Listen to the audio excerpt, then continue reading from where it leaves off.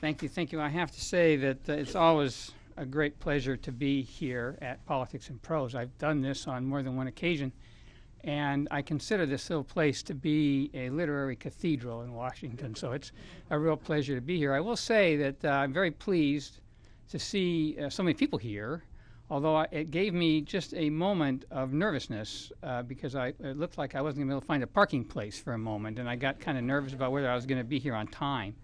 It's an honor to be here, although I will have to say that I feel a little bit devalued to learn that in a 365-day year, there's 475 such events at Politics and Prose.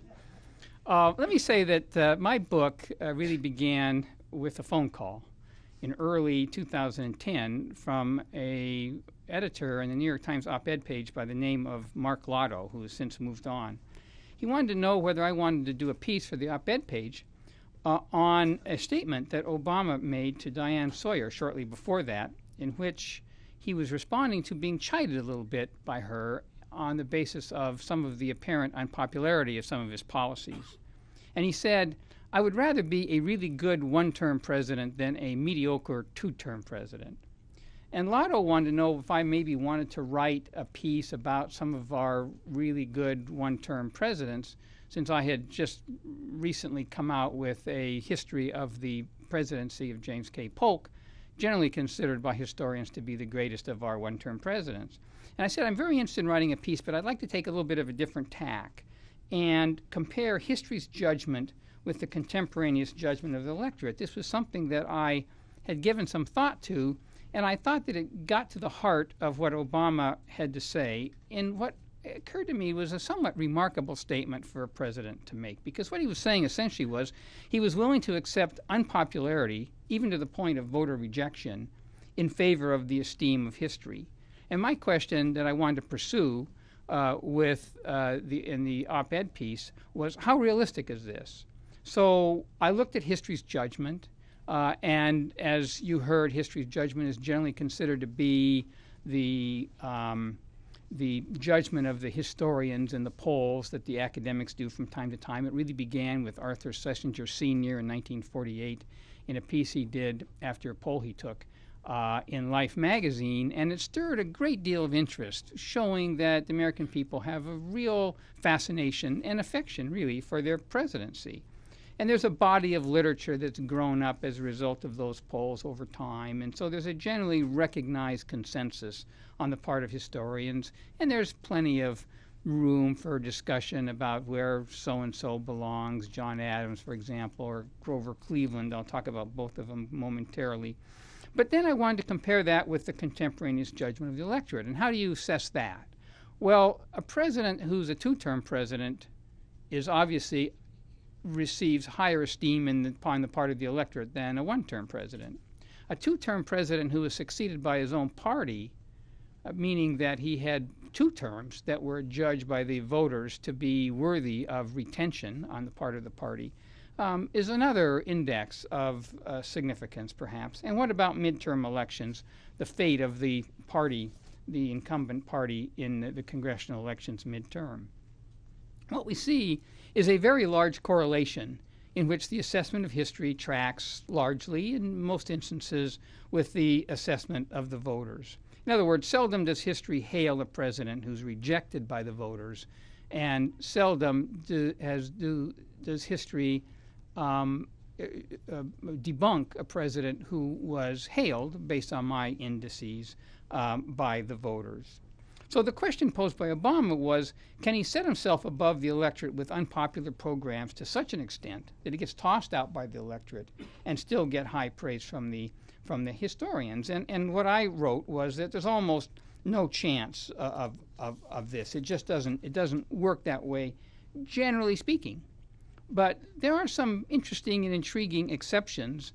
And so having written that piece, I thought, well, I'd like to explore these exceptions, because perhaps this might be possible through this matrix of the historian's verdict, the voter's verdict, comparing them, to look at the presidency in terms of how presidents succeed and fail, how the presidency works, how we assess presidents through history. And I was reminded of one of my favorite quotes from Mark Twain, among many, many. It's difference of opinion that make horse races. What occurred to me about that was that I really thought that was applicable here, except for one significant thing. In horse races, the difference of opinion ends at the finish line.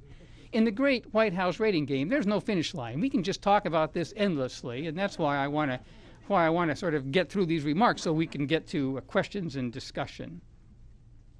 So let me begin with the disparities, and there are some examples that I'll bring up and then talk about some of them, maybe some in the question and answer, but some in this talk.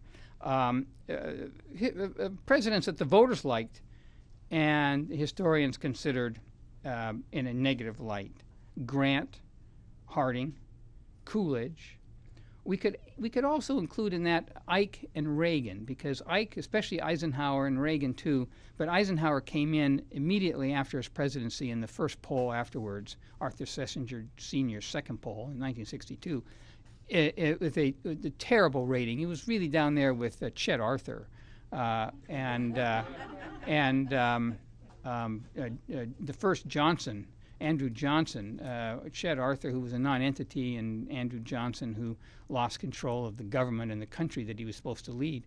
And I thought that was kind of remarkable that historians would put Eisenhower there. Almost immediately, he began to rise up, and he's now in the near great, consistently in the near great category. And Reagan also initially was down there. He also was right next door to Chet Arthur, and he's moving up, but he hasn't reached the level, except in the most recent poll in 2005 by the Wall Street Journal. So what about the presidents that history likes, but the voters didn't care for? Well, one that I really have to talk about, maybe stir up some energy in the room, is Wilson. The voters really couldn't wait to get rid of that guy by the end of his second term. Cleveland is an interesting case in point. John Adams and Harry Truman. Now, Harry Truman is a fascinating case in point, and he, to me, sort of personifies a significant element of this whole thing in terms of how the voters judge the presidents and how the historians judge the presidents. Totally different. Historians look at a president's full tenure in office, whatever that might be, 2 terms, 1 term, partial terms, whatever, and then look at what he's accomplished and say good, and not so good, terrible, whatever, and they rate him accordingly. The voters look at their presidents as they were invited to by the Constitution in 4-year increments. These guys, we have hiring and firing authority over these guys, and we take it very seriously. And that's why we judge them exclusively on 4-year increments. And then, with not much sentimentality, we just move on.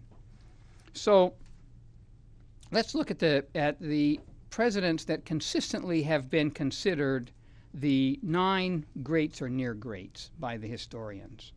And there's a pretty much consensus here. Number 1, it's Lincoln, Washington, and FDR, almost always in that order. And then in various rank order, Jefferson, Jackson, Polk, my guy, Theodore Roosevelt, Wilson, and Truman. Now, interesting here, they're all 2-termers except for Polk. But Polk really is the exception that proves the rule, if there is such a thing as an exception that can prove the rule, because he's the only president who ever ran on a 1-term promise. As soon as he got the nomination, he told the American people, if I'm elected, I will only serve 1 term, and he kept that promise, and no one else has done that. So all 8 who sought re-election got re-elected, and all but 2 of those were succeeded by their own party, which, as I say, I believe is the highest electoral assessment, the exceptions being Wilson and Truman. So history and the electorate are in sync here. Now let's look at those judged by history to be presidential failures. And there's a pretty strong consensus there, too, at the bottom. Buchanan, my least favorite president. I think he was a man of very low character. Pierce drank too much and was not much better than Buchanan. Andrew Johnson, as I say, he lost control of the government. You can't govern if you can't control the government for whatever reason. Fillmore, I'm not sure I necessarily think Fillmore should be in the total failure category. And Warren G. Harding, who we'll talk about momentarily. And then, of course, since his